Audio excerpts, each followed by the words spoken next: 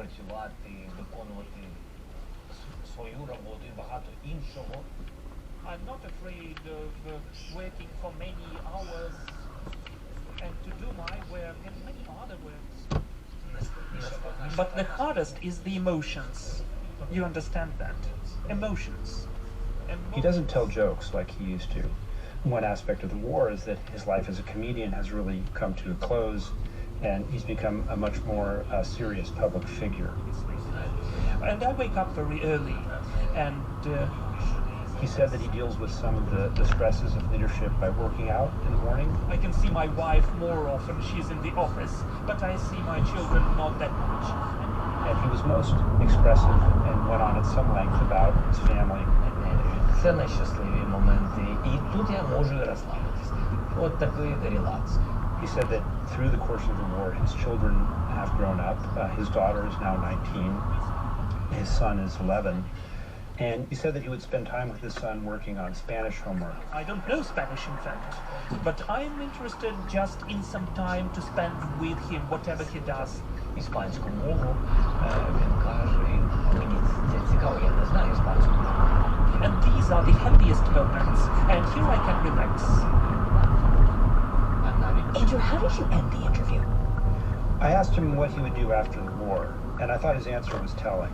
So, what are your plans after the war?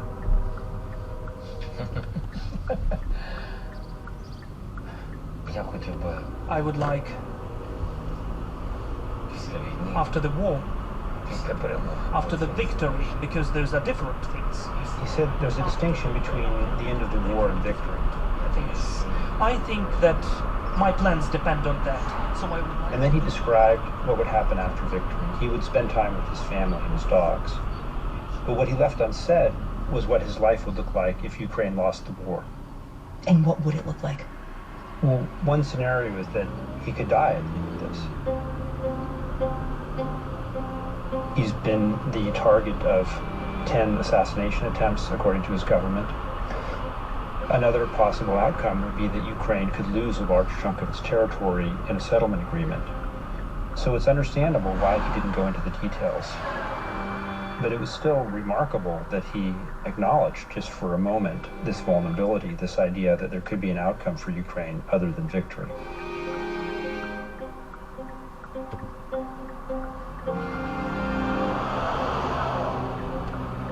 Andrew, thank you. Thank you, Sabrina.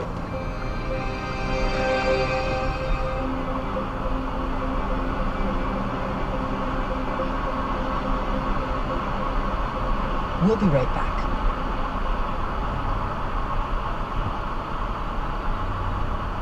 This podcast is supported by State Street Global Advisors. Electricity, a big idea that's inspired countless new ones. From powering the light bulb to virtually powering our entire lives. 30 years ago, State Street launched the Spider S&P 500 ETF, SPY. A big idea that inspired the world to invest differently, and still does. What can you do with SPY? Before investing, consider the fund's investment objectives, risks, charges, and expenses. Visit ssga.com for a prospectus containing this and other information. Read it carefully before investing. SPY is subject to risks similar to those of stocks. All ETFs are subject to risk, including possible loss of principal. Alps Distributors, Inc. Distributor. Here's what else you should know today. On Sunday, Mexican voters elected the country's first woman and first Jewish president, Claudia Sheinbaum. Me convertiré en la primera mujer presidenta de México. It was a landslide victory for the 61-year-old climate scientist and former mayor of Mexico City.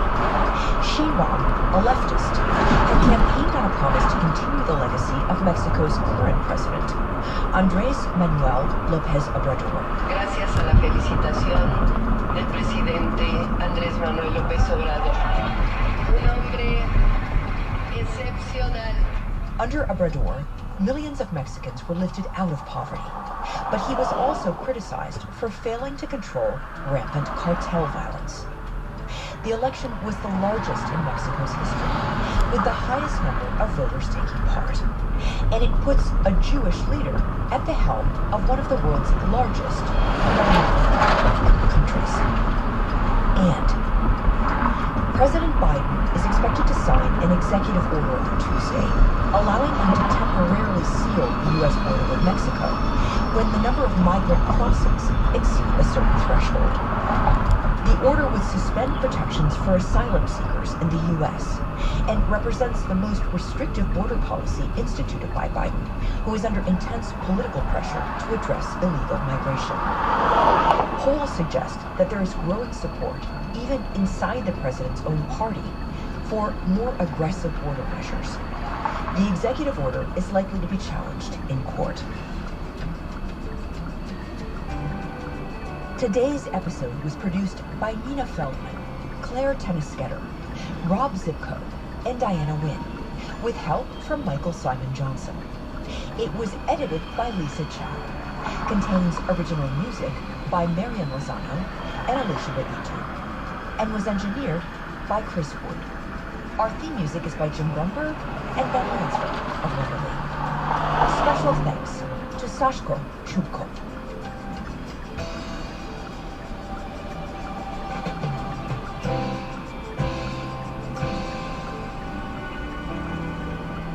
That's it for the Daily. I'm Sabrina Tavernese. See you tomorrow.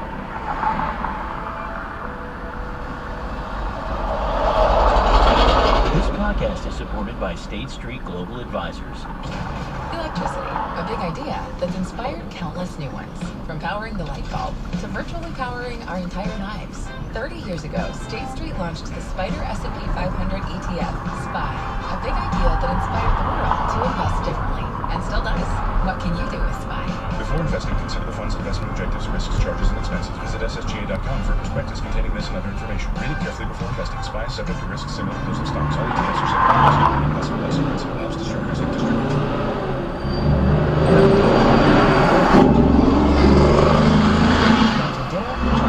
Ready for what's next and how to save for it? That's where Bank of America can help.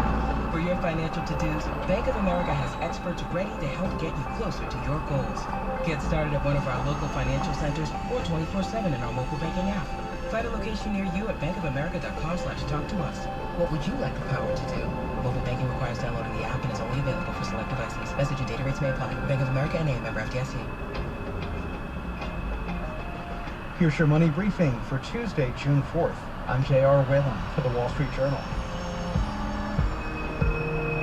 A lot of people struggling to find work-life balance would much rather cut their hours and go part-time. But making a move like that isn't the solution for everyone. Do you just need more flexibility? Maybe you don't need to, offer to take a pay cut and have some formal part-time work schedule if you can just, make up the hours later at night or push for more remote work. For other people, there really is just too much work and they really need to have that conversation and kind of solidify hours that are different and new. We'll talk to Wall Street Journal columnist Rachel Feinsick after the break.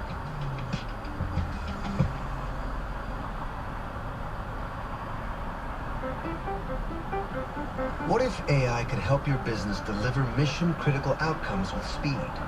With IBM Consulting, your business can design, build, and scale trusted AI using Watson X, and modernize the way you work to accelerate real impact. Let's create AI that transforms your business. Learn more at ibm.com/consulting. IBM. Let's create.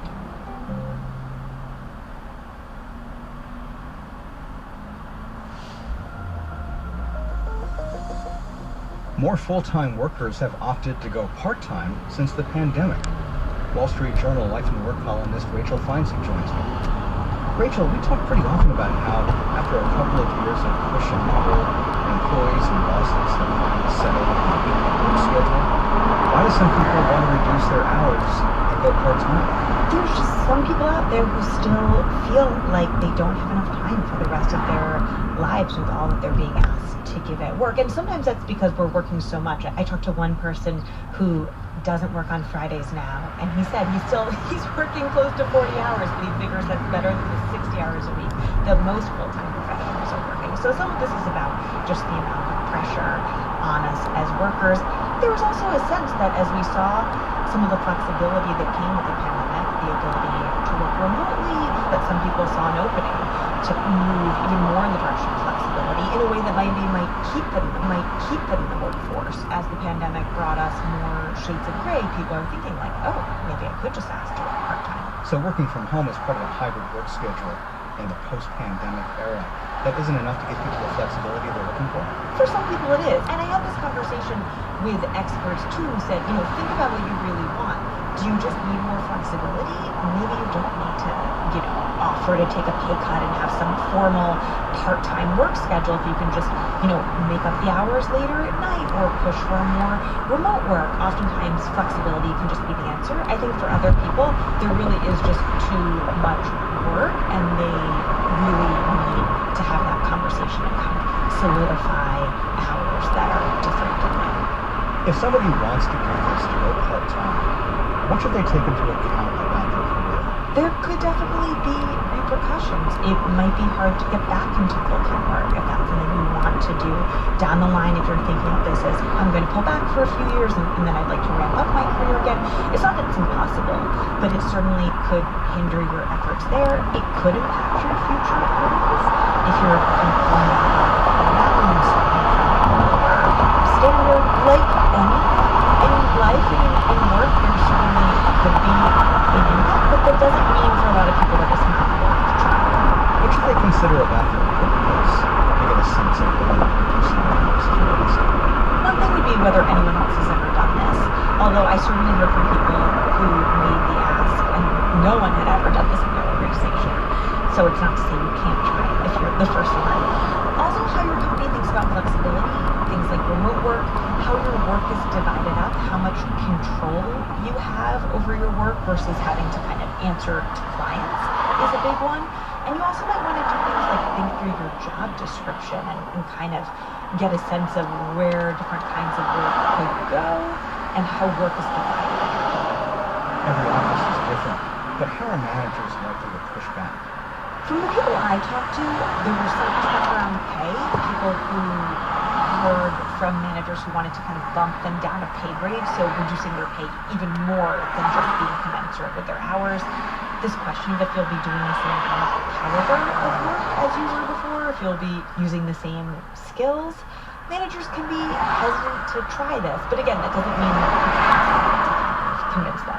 So when it's time to go knock on the boss's door and make this official request to go part-time, how should people lay out their case for increasing workers? The first thing I heard, and this was from a career expert named Catherine Valentine, was you don't want to lead with your personal problems or lead with something super negative. You want to come from a position of strength. So even though you might be exhausted and burned out and working way too much, that doesn't mean that you should start the conversation there.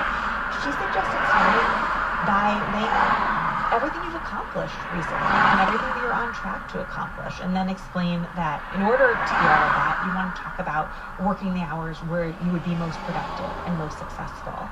You don't want to come with like an ultimatum or a ton of demands. You're treating this as a conversation between you and your manager. You're asking them for feedback, what they think of this, what ideas they have. So you're really setting the tone from the start that this is a conversation. You spoke to a woman at Capital One. Make her case. One of the things she did was she looked really carefully at her time. She started mapping out how much time she was spending on various tasks. That gave her the ability to really think through this in a tactical way. She also piloted at first using her vacation time. And starting out as the trial period is something I've heard from a lot of people. 4 months, 6 months. It gives everyone a chance to work out the kinks and get used to the arrangement, can help bosses feel comfortable with it. And again, for her, this idea of kind of time blocking and paying a lot of attention to how efficient she was being, how much time it took her to do things, that enabled her to give people really accurate estimates of how much work she could get done. That really enabled her to gain the trust of her bosses and her colleagues. So what's the bottom line? Of the people you spoke to, was going part-time all they thought it would be? I don't think that this is a panacea. That being said, I think it can be a really great tool for some people. It can give people somewhat of a sense of balance. Again, it doesn't mean that this is going to be the cure for everyone or that it's going to kind of make your life perfect with the snap of your fingers, but it's definitely something worth looking into for a lot of folks. In your column, Rachel, you said that you were sort of taken by surprise by the anecdotal stories that people told you who have gone the part-time route. Yeah, I had expected to find kind of tiny success stories. I was surprised to find people who kind of did everything right, who I thought had great tips on how to ask, and they still heard no. And I also was surprised to talk to some people who did work part-time for years and ultimately ended up leaving their jobs at the end of the day because it still didn't solve all of their problems. That being said, I did find that no one regretted asking if they did it in the right way. If you frame this conversation in the right way, it doesn't necessarily hurt your career to ask. That's WSJ columnist Rachel Feinstein. And that's it for your Money Briefing. This episode was produced by Ariana Osprey, with supervising producer Melanie Roy. I'm J.R. Whalen for the Wall Street Journal. Thanks for listening.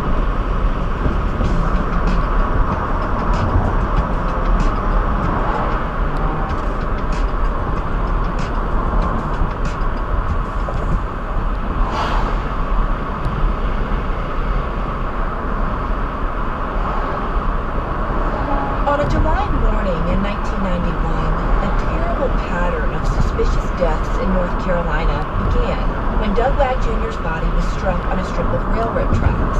In the year after, 3 teens suddenly disappeared before being found deceased near a boat ramp in the nearby Roanoke River. Law enforcement was quick to rule these deaths accidental drownings, but the truck the trio had reportedly been driving in remained mysteriously missing until reappearing after a citywide blackout in a place that had already been searched by the authorities. I'm investigative journalist Delia D'Ambra, and at first I wasn't sure if these deaths were truly a part of a pattern related to Doug's death. But now I see that this reinvestigation may just hold the key to unraveling one of the darkest secrets in Eastern North Carolina history. Listen to The Trio in Counterclock Season 6 wherever you listen to podcasts. At Amica Insurance, we know it's more than a life policy.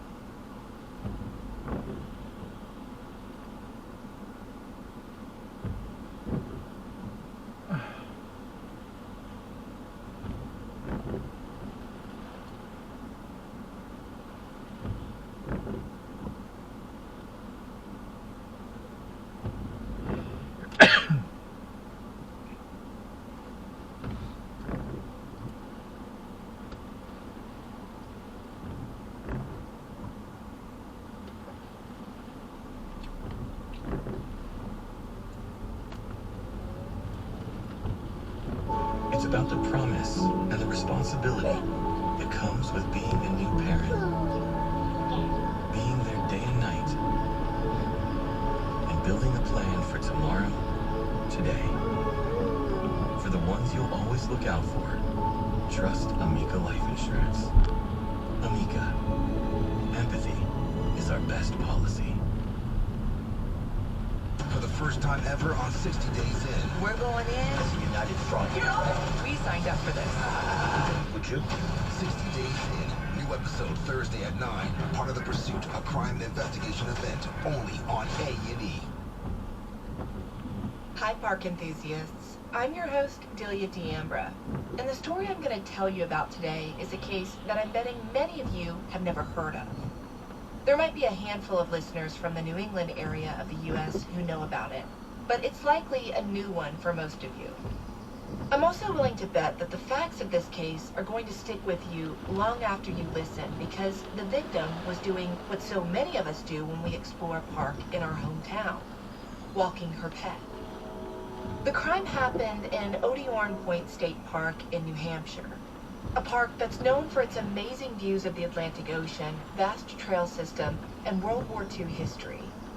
A quick note, most of the newspapers back in 1982 called this area Odiorne State Park, not Odiorne Point State Park.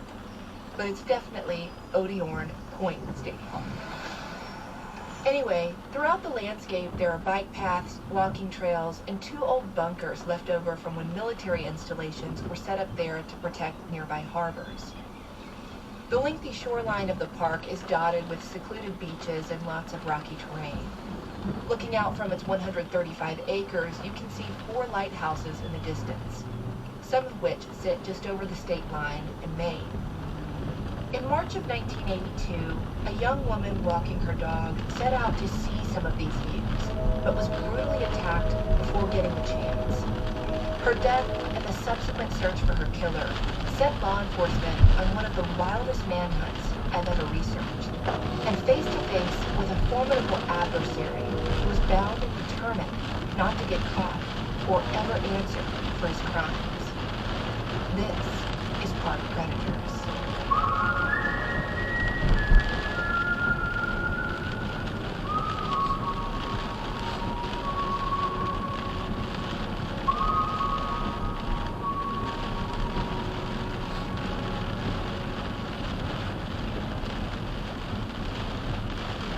Around 10 o'clock in the morning on Thursday, March 11, 1982, a man named Carmen Carter was at his home in the small town of Rye, New Hampshire, when suddenly a young man driving a red car appeared at his front door. Carmen answered, and the guy explained that he'd been driving along Route 1A near the entrance of Odiorne Point State Park, when he and another man who pulled over spotted a woman's bloody body lying on the side of the roadway. Shocked by this news, Carmen told the guy he would use his home phone to call police and report what the stranger said he discovered. After dialing 911, Carmen watched the young man rush out of his house and tear off towards the nearby entrance of the park. About 15 minutes later, around 10:20 a.m., the Rye police chief arrived at the park's entrance, and sure enough, nearby, a woman's body was laying on the side of the road in a pool of blood, surrounded by remnants of snow and ice. She was completely lifeless, but still had all of her clothes on. To the responding officer, she appeared to be dressed for a walk. Holly Young reported for the Portsmouth Herald that initially the Rye Police Department had thought Carmen's 911 call about a body being on the side of the road was some kind of report about a hit-and-run accident. However, after the police chief arrived and physically saw the woman's body, he quickly realized she had not died from being struck by a car. She'd been murdered. Not far from the victim, the officer found several spent shell casings that looked like they belonged to a .22 caliber gun. That evidence made sense once he got a better look at the victim's head.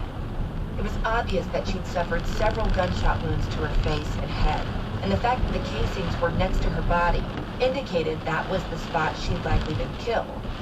So it wasn't like she'd been shot elsewhere and then dumped on the side of the road. John Hart reported for the Union Leader that not long after finding the victim, more police officers arrived and were told about a vacant car parked in a small lot inside the park. The registration information for that vehicle came back as belonging to Valerie Blair, a 24-year-old woman from the nearby town of Portsmouth, who was married to a man named James Blair, who also went by Jim. Jim, who had no idea what was going on, was at his job at a supermarket in Portsmouth. Shortly after IDing Valerie through her car's information, law enforcement officials showed up to his work to break the news to him. He was obviously upset to learn that his wife had been killed, and revealed to detectives that Valerie had dropped him off at work that morning just a few hours before she went on a walk in the park with their dog Gaffer, an activity she did regularly. This information about Valerie walking Gaffer was interesting to the police, because when she'd been found, no dog had been with her. Holly Young reported for the Portsmouth Herald, though, that not long after speaking with Jim, officers back at the scene did eventually find Gaffer running along the side of Route 1A, which indicated to police he'd likely gotten away from whoever had murdered Valerie. Shortly after her body was removed from the crime scene, Jim and his father were escorted by police to go and make an official ID. That afternoon, Rye police detectives and troopers with the New Hampshire State Police fanned out in full force to look for clues in the general area where Valerie had been killed. They scoured the woods of the state park and shoulders of Route 1A and even searched a small creek that crossed the roadway, but no additional physical evidence surfaced. However, not all hope was lost, because around that same time, witnesses started coming forward with really important information. According to Holly Young's reporting for the Portsmouth Herald, a few different people told police they'd seen a yellow or beige late 1960s Buick Skylark driving away from the crime scene. The reason this vehicle had stuck out to the witnesses was because they remembered it had a black top and it had peeled out of the area pretty fast. The last person to see it said it was headed north towards Portsmouth. A few of the witnesses said they'd seen a white man behind the wheel of the suspicious car and described him as being somewhere between 25 and 30 years old, with brown hair parted in the middle. He also had a mustache that curled downward around his mouth, a detail police found to be fairly unique. But as helpful as these witnesses' accounts were, the composite sketch authorities created from the information wasn't very good. I included a picture of it on the blog post for this episode at parkpredators.com. It's pretty generic. Kind of looks like what most young men with dark hair parted in the middle looked like in the 1980s. Even though police had this sketch and a generally good description of a prime suspect, there was one witness detectives hadn't been able to get a hold of, who they felt like might be able to corroborate more details.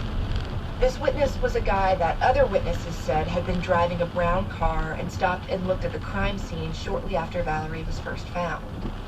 The other witnesses said this man had hung around at the scene for a little bit but then left.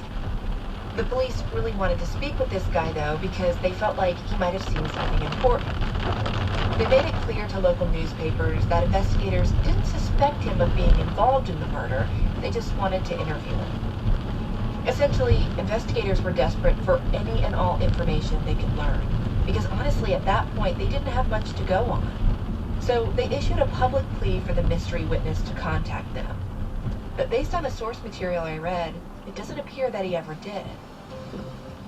During the first 48 hours of the investigation, detectives were also trying to figure out if Valerie's killing was in any way related to a separate violent crime that had happened near the park just a few hours before her murder.